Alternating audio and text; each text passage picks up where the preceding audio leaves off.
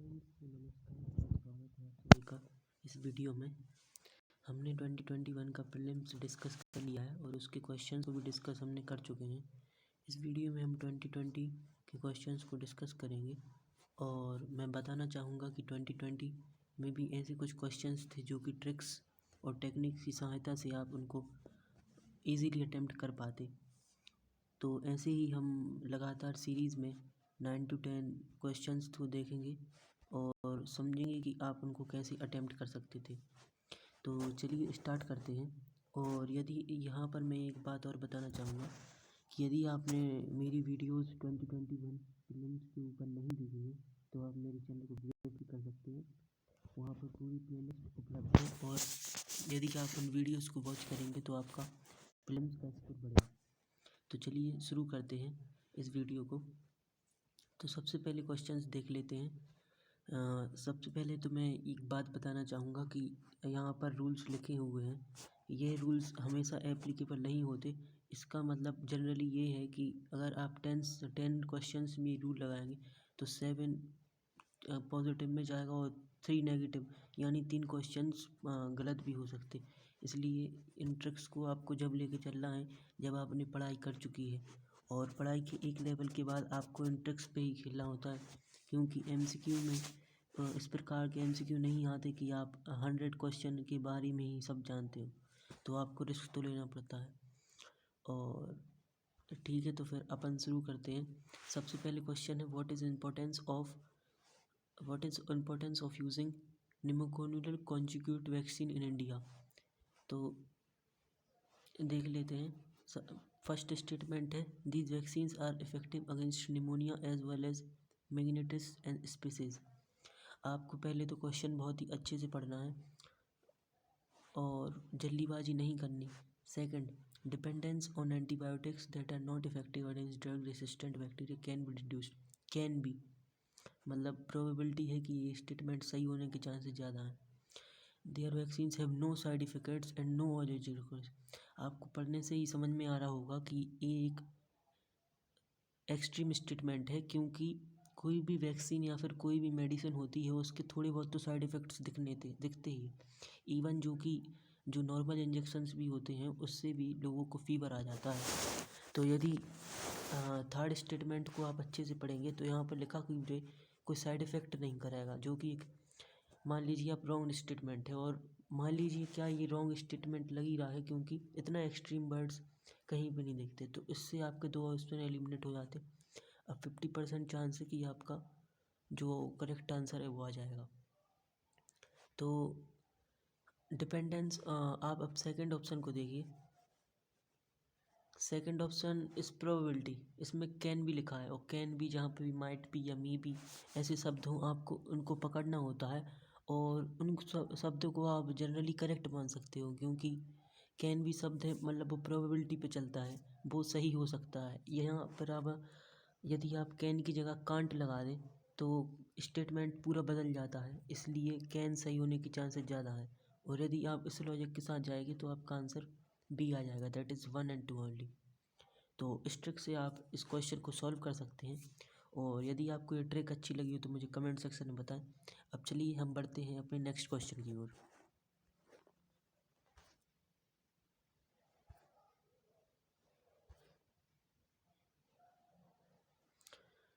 तो ये है हमारा next question.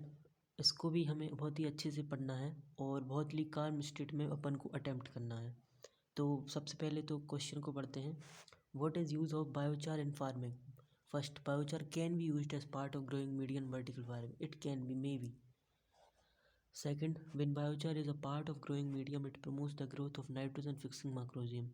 Yeah, it may be. Let's see. Third, when biochar is part of growing medium, it enables the growing medium to retain water for long time. अब आप इन 3 statement को देखेंगे। यदि आपको नहीं भी पता है कि बायोचार क्या है और उसका यूज़ क्या है फार्मिंग में, तो भी आप इन 3 स्टेटमेंट को देखेंगे तो जो कि जनरल स्टेटमेंट है। और यहाँ पे मैंने रूल नंबर 2 लिखा है कि general statement all 3 are correct. और जो साइंस एंड टेक्नोलॉजी के सवाल होते हैं उसमें ऑल करेक्ट की ज़्यादा पॉसिबिलिटीज़ होती हैं। All correct. यदि आपको नहीं पता और आपके क्वेश्चन कम अटैम्प्ट हो रहा है तो आप इसके साथ जा सकते हैं। और इन 3 ऑप्शंस को देखें तो एक जनरल स्टेटमेंट है और the statement that making sense is generally correct, so you can go with that. So ये एक ट्रिक है और आप कमेंट में मुझे बताएं कि आपको ये ट्रिक्स कैसी अच्छी लग रही हैं। और यदि आपको और भी वीडियोस विज़िट करनी तो आप मेरे चैनल पे जाएं। आप भी वीडियो को लाइक भी कर सकते हैं, शेयर्स करें अपने फ्रेंड को और सब्सक्राइब भी कर सकते हैं। तो चलिए हम अब थर्ड क्वेश्चन की ओर बढ़ते हैं। तो ये है थर्ड क्वेश्चन। इसको पहले तो मैं फिर से बोल रहा हूँ, बहुत ही काल्म स्टेट में आपको पढ़ना है, बहुत ही शांतिपूर्वक। और यदि आप शांतिपूर्वक पढ़ेंगे तो आपका आंसर भी आएगा। तो यहाँ पर लिखा है what are the advantages of the root tillage in agriculture. तो पहला है sowing wheat is possible without burning of, हो सकता है without need of nursery one sapling directly.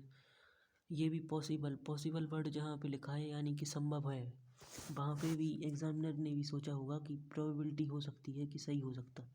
यदि पॉसिबल वर्ड लिखा है तो आपको सही मान के चल रहा है। Third, carbon sequestration in the soil is possible. तीनों चीज़ ही साइंटिस्ट मतलब जनरल स्टेटमेंट हैं और पॉसिबल हो सकती हैं। यदि आप इन तीनों के साथ जाएं और सोचें नहीं पॉसिबल हो सकती तो आपको कोई ऐसा साइंटिफिक रीज़न नहीं मिल पाएगा।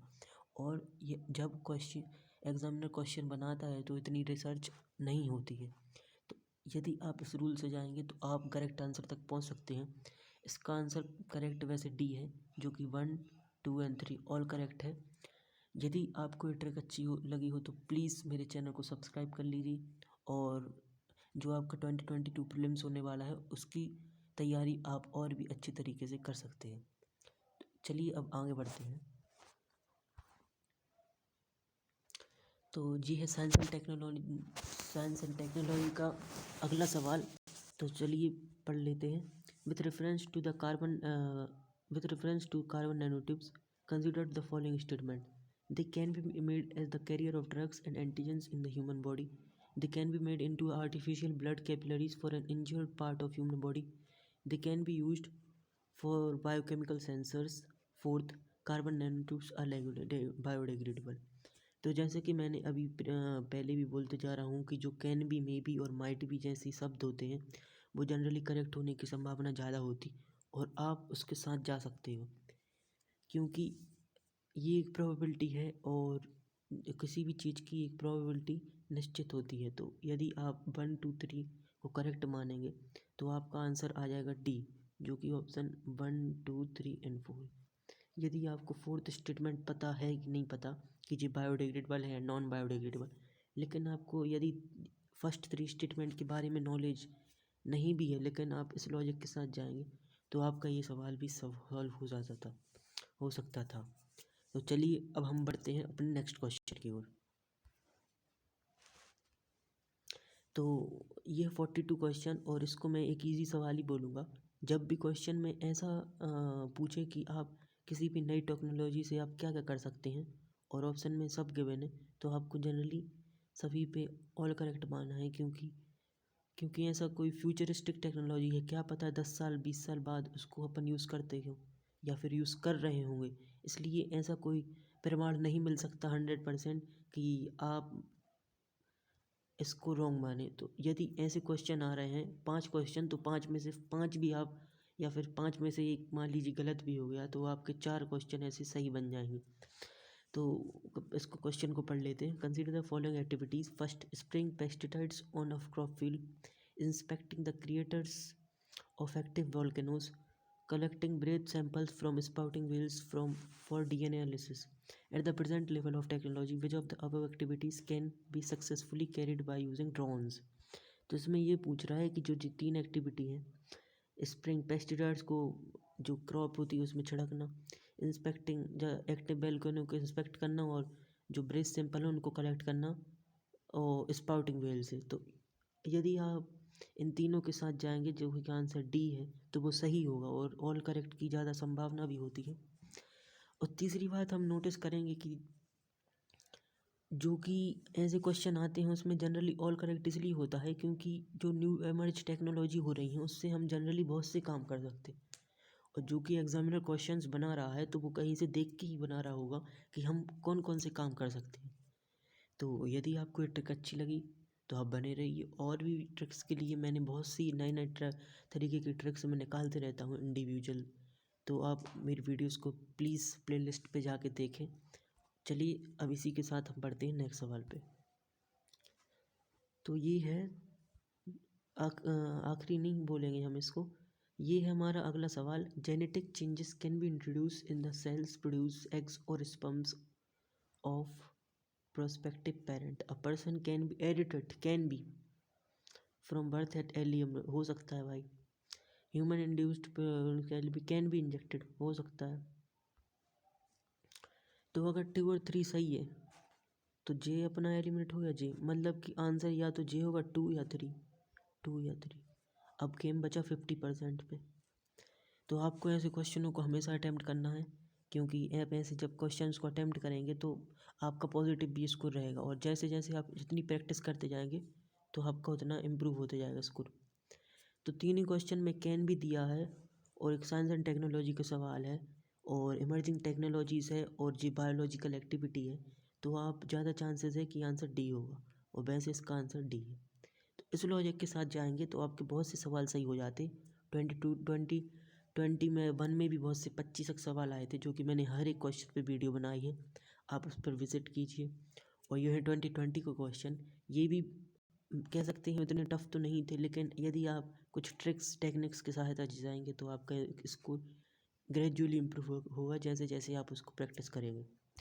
चलिए अब हम बढ़ते हैं आगे क्वेश्चन की ओर। तो ये है हमारा ब्लॉकचेन टेक्नोलॉजी के ऊपर, तो चलिए हम इसको पढ़ लेते हैं। First statement is telling that it is public ledger that everyone can inspect but which no single user controls. Okay. The structure and design of blockchain is such that all the data in it are about cryptocurrency only. तो second statement को आप देखिए, यहाँ पर extreme words हैं, that is all, मतलब सभी data, मतलब कि जितना भी संसार या दुनिया में डाटा प्रेजेंट है वो ब्लॉकचेन टेक्नोलॉजी में है। ऐसा संभव है? नहीं है संभव।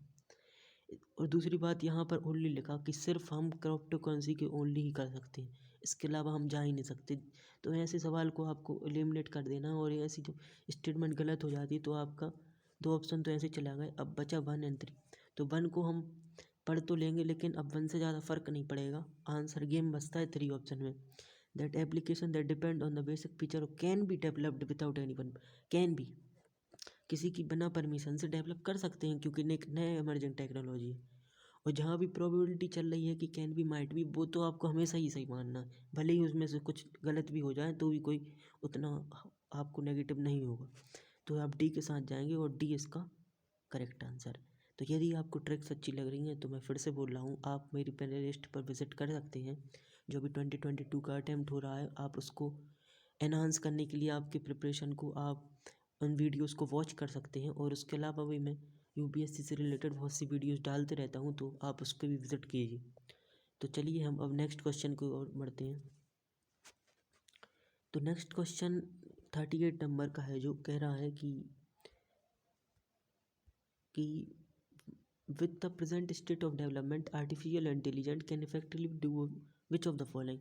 मतलब फिर से एक ऐसा सवाल आ रहा है कि जो एप्लीकेशन पार्ट पे है, जो कि पूछ रहा है इसमें से क्या कर सकता है artificial intelligence.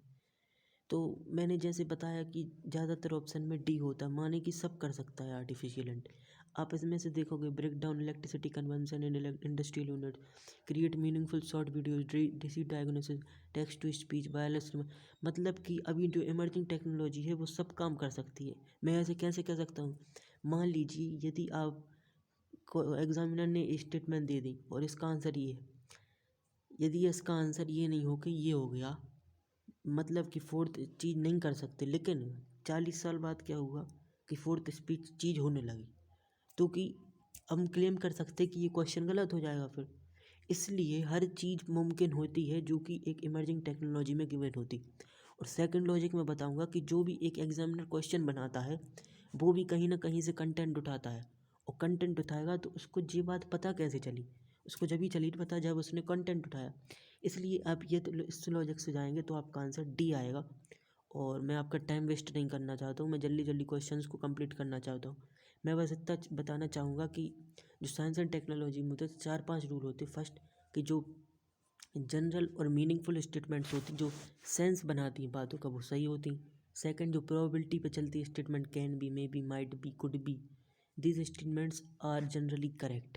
That means when you marked these statement 10 statement, if in it 7 right and 3 becomes wrong, it is in positive score, so you should mark them. और इसके बाद मैं कहूँगा कि जो एक्सट्रीम वर्ड्स होते हैं कि 100% हो गया, नो हो गया, कम्प्लीटली हो गया, ऐसे वर्ड्स को आपको हमेशा ही गलत मानना है। यदि आप हमेशा मानेंगे तो उसमें भी कुछ ना कुछ तो कट ही जाएगा, क्योंकि सबसे मेन बात क्या होती है कि हमेशा एक्सेप्शंस हो जाते हैं। एक्सेप्शंस आपने पढ़े होंगे केमिस्ट्री में, जैसे बहुत एक्सेप्शन होते, तो हर एक चीज़ में कुछ ना कुछ एक्सेप्शन हो जाते। मतलब कि यदि आप 10 क्वेश्चन अटैम्प्ट करेंगे तो उसमें से 2 या 3 क्वेश्चन रॉन्ग भी होंगे। लेकिन यदि आप मान लीजिए इन 10 क्वेश्चन के बारे में कुछ जानकारी नहीं थी, तो आप कितने पॉजिटिव में चले जाएंगे, आप खुद सोचिए। चलिए, तो इसके साथ हम अब नेक्स्ट क्वेश्चन को डिस्कस कर लेते हैं। तो ये थंबनेल था मेरा, इसलिए इस क्वेश्चन को हम डिस्कस नहीं कर रहे हैं। तो मैं यहीं पर मैं अपनी वीडियो को एंड कर रहा हूँ, और thank you for visiting my channel. और यदि आपको मेरी वीडियो अच्छी लगी हो तो प्लीज़ आप अपने दोस्तों को भी शेयर कर सकते हैं, और मुझे सपोर्ट कर सकते हैं सब्सक्राइब करके। लाइक करिए मेरी वीडियो को, और कमेंट भी आप कर सकते हैं कि आपको और किस तरीके की वीडियो चाहिए। मैं अभी तक के जो 2010 से 2021 तक का प्रीलिम्स हुआ, मैं जितने भी क्वेश्चन उसमें एलिमिनेशन और गैस वर्क एंड ट्रिक्स के साथ सॉल्व हो सकते थे, मैं उन पर वीडियो बनाता हूँ।